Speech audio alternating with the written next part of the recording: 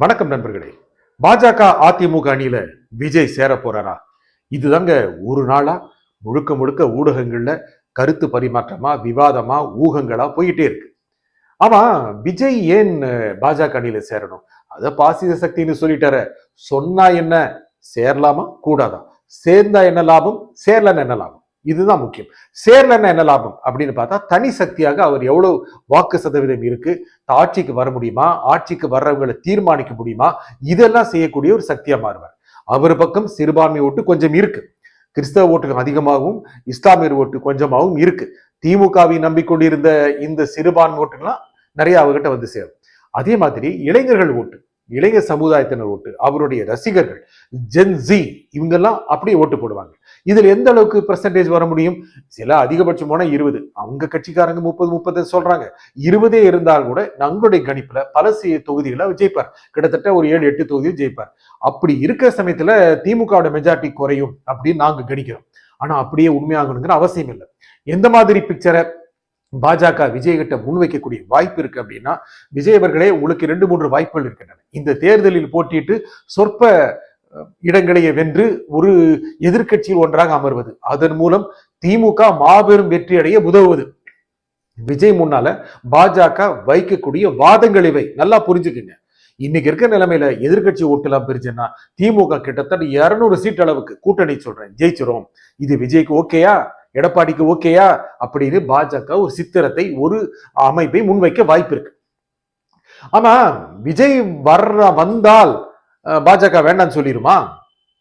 விஜய்க்காகத்தாங்க எடப்பாடி பழனிசாமி போன வருஷம் அவ்வளவு காத்துட்டு இருந்தாரு. 2 பக்கமே ஓரளவு சொல்லிட்டாங்களே, பேச்சுவார்த்தை நடக்குது அப்படின்னு கசிய விட்டாங்களே.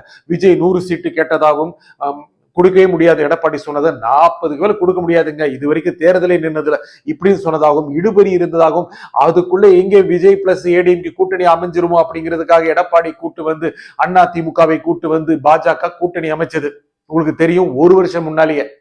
இந்த சமயத்துல விஜய் வர வேண்டும், விஜய் வரணும் அப்படின்னு சமீபத்துல கூட எடப்பாடி காத்துட்டு இருந்தாரு. விஜய் காங்கிரஸ் காத்துட்டு இருந்தாரு.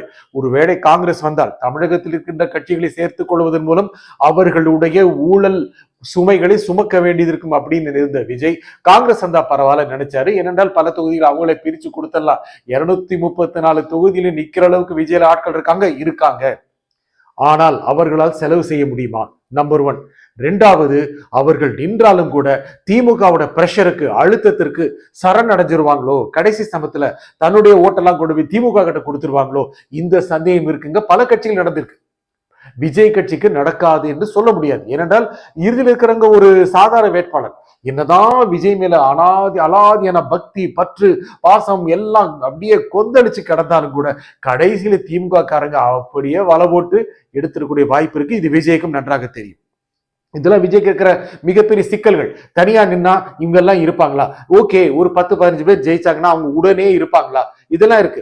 அடுத்த தேர்தல் வரைக்கும் கட்சி கொண்டு போக முடியுமா? சினிமால மறுபடியும் நடிச்சு புகழ் பெற முடியுமா? இதெல்லாம் விஜய்க்கு இருக்கிற பல சவால்கள். இதெல்லாம் ஆனா அவருக்கு இருக்க லாபம் என்ன அப்படின்னா, நன்றாக தன்னுடைய கட்சியை வளப்படுத்த முடியும், தன்னுடைய கட்சியோட பலம் என்னங்க நிரூபிக்க முடியுமாங்கிற சந்தேகம் அவருக்கு இருக்கு. ஒருவேளை அவர் பாஜக அணியில் சேர்ந்தார் என்றால் என்ன வரும்? பாஜக என்ன சொல்ல முடியும் அப்படின்னா, ஐயா நீங்க விஜய் வந்தீங்க அப்படின்னா உங்களுக்கு ஒரு 30-40 சீட்டு கொடுக்கலாம், நீங்க ஒரு 20 சீட்டு ஜெயிச்சா கூட ஒரு முக்கியமான சக்தி. எடப்பாடி பழனிசாமிக்கு அவர்கள் ஆற்றுப்படுத்துவார்கள். என்ன சொன்னாங்க? கவுன்சிலிங் பண்ணுவாங்க. ஐயா நீங்க 130-170 சீட்டு ஆட்சியில வரும், இதெல்லாம் சொல்லாதீங்க, கள நிலவரம் தெரியுது, திமுக ரொம்ப பலமா இருக்கு, அத்தனை பேரும் சேர்ந்து நின்னாதான் திமுகவை தோற்கெடுக்க முடியும், தோத்து போயிட்டீங்க, கட்சியிலும் யாரும் மதிக்க மாட்டான், நாங்களே மதிக்க மாட்டோம், என்ன செய்வோன்னே தெரியாது, இப்படி எல்லாம் சொல்லக்கூடிய வாய்ப்பு இருக்கு. ரொம்ப அன்பா சொல்லிடுவாங்க. எடப்பாடி பழனிசாமி கூட்டணி அமைச்சதற்கு இதுதானா கிடைச்சது அப்படி நினைப்பாரு. அவருக்கும் கள நிலவரம் புரியும். நாங்கள் தனியாக வெல்வோம், தனியாக அங்க வாயில வடை சொல்றது எல்லா அரசியல் கட்சிக்காரங்களும் வர்றது தானே, அது வடையை எடுத்து திங்கணும் இல்ல. இதையும் எடப்பாடி பழனிசாமிக்கு சொல்லுவாங்க.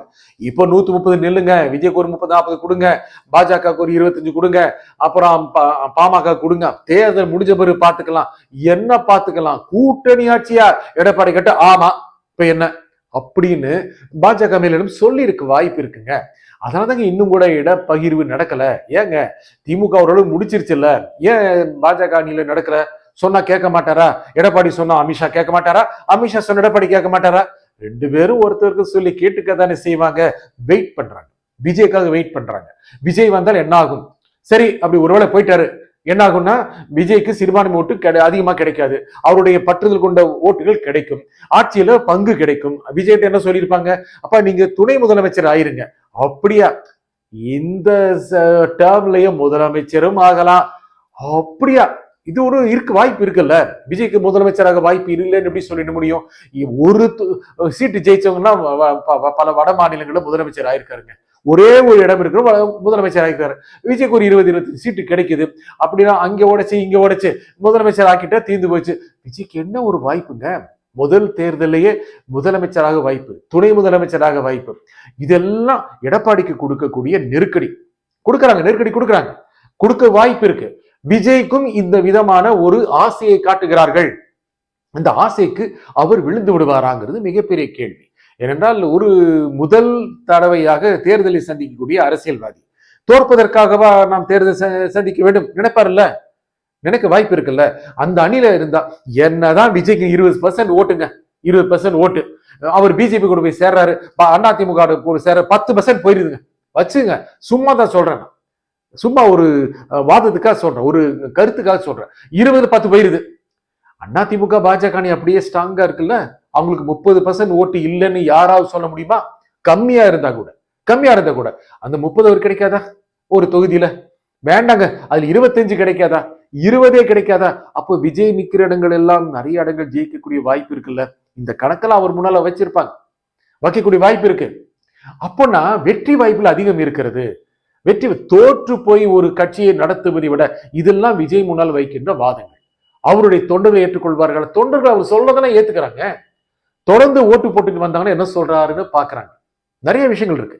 விஜய்ங்கிற ஒரு மாபெரும் நடிகர் என்ன செய்தாலும் ஏற்றுக்கொள்வதற்கு அவருக்கு ஒரு கூட்டம் இருக்கு. விஜய் தானே திமுக பாஜக கூட்டணி அமைச்சிருக்கு, அதிமுக பாஜக கூட்டணி அமைச்சிருக்கு. அப்பொழுதெல்லாம் விலகி போன சிறுபான்மை மக்கள் மறுபடியும் வந்திருக்காங்க. அதனால எடப்பாடி பழனிசாமியை கொஞ்சம் கன்வின்ஸ் பண்ணி நல்லா அன்பா சொல்லி ஒத்துக்க வச்சு, விஜய்க்கும் புரியற மாதிரி சொல்லி வச்சு ஒரு உள்ள கொண்டு வந்துட்டாங்க அப்படின்னா ஒரு மிகப்பெரிய சக்தி வாய்ந்த ஒரு அணியாக அது இருக்கும். அதையும் மீறி திமுக தோற்று போகின்ற அணியாக இருக்காதுங்க. அத்தனை பேரும் ஒன்று சேர்ந்தாலும் தோற்று போகின்ற வெறும் நம்பர்ஸ் மட்டும் தேர்தல் இல்லை. விஜய்க்கு ஒரு 15%, எடப்பாடிக்கு ஒரு 20%, பாஜக ஒரு 6%, பாமக ஒரு 4%, இப்படி எல்லாம் சேர்ந்து ஒரு 40% அல்ல. திமுகவும் ஒரு ஃபர்மிடபிளான ரொம்ப வலுவான வெற்றியை குவிக்கின்ற ஒரு அணிதான். அவ்வளவு சீக்கிரம் தோத்து போய் இவங்களுக்கு எல்லாம் 150 சீட் கொடுத்துட்டு திமுக 80 சீட்ல இருக்கிற வாய்ப்பு இல்லைங்க. கணிசமான போட்டி கொடுப்பாங்க. திமுகவும் ஆட்சிக்கு வருகின்ற அளவுக்கு ஒரு பலம் பெறுகின்ற ஒரு அமைப்பா தான் இருக்கும். ஆட்சிக்கு வந்து ஆட்சி பண்றதுக்கு இல்ல, திமுகவுக்கு விசுவாசமான ஓட்டுகள் நிறைய இருக்கு.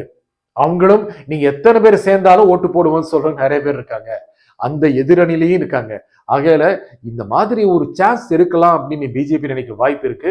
விஜயும் ஒரு 50% போயிடுவாரு, 50% போக மாட்டார். இதுதான் எங்களுடைய கணிப்பு. 50% இணங்க வாய்ப்பு இருக்கு. வேண்டாம், தனியா நின்று ஜெயிக்கணும், எவ்வளவு ஓட்டு வாங்கணும் இப்படின்னு உறுதியாக இருக்க வாய்ப்பு இருக்கு. விஜய் ஒரு வித்தியாசமான நடிகர் மட்டுமல்ல, ஒரு வித்தியாசமான அரசியல்வாதி. அவர் பெரும் பேசி எல்லாருக்கும் பண்றது இல்ல, பேசாமையே தண்ணி காட்டுறவருங்க. நன்றி, வணக்கம்.